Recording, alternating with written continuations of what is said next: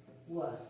म्हणजे आता इथे नकारार्थी वाक्य बनवायचं असेल तर हे एक प्रश्नचिन्ह आहे की कसं बनवायचं. तर बघा, ही डीड हिज होमवर्क, त्याने त्याचा होमवर्क केला होता. जर आपल्याला म्हणायचं असेल त्याने त्याचा होमवर्क केला नव्हता, त्यावेळेस काय म्हणावं लागेल की ही डिड नॉट डू. ही म्हणजे आपण इथे डू डजचा पास्ट म्हणून इथे डीड वापरलेला आहे, ती क्रिया होते किंवा झाली. आणि त्याच्यानंतर he did not, he did not do. म्हणजे या डीडचा आपण काय केला, सिंपल प्रेझेंट टेन्स मध्ये म्हणजेच क्रियापदाचं मूळ रूप do. He did not do. आपल्याला असं लिहावं लागेल की त्याने केलं नाही. He did not do his homework. He did not do his homework. म्हणजे त्याने त्याचा होमवर्क केला नाही. मी माझे काम केले होते, मी माझे काम केले नाही असं जर म्हणायचं असेल तर I did not do. didचा मूळ रूप do. I did not do my work. असं आपण म्हणू शकतो. तर याचं स्ट्रक्चर काय बनतंय, तर पहिला आहे subject plus did main verb म्हणून प्लस ऑब्जेक्ट, उरलेलं वाक्य. सर्व डाउट्स क्लिअर झाले असतील अशी मी अपेक्षा करते. सर्वांना हा व्हिडिओ समजला असेल, डीड चांगल्या प्रकारे समजला असेल अशी मी अपेक्षा करते. आणि व्हिडिओ आवडला असल्यास आणि नवनवीन व्हिडिओ बघण्यासाठी व्हिडिओला लाईक करा, शेअर करा आणि चॅनलला सबस्क्राईब करा.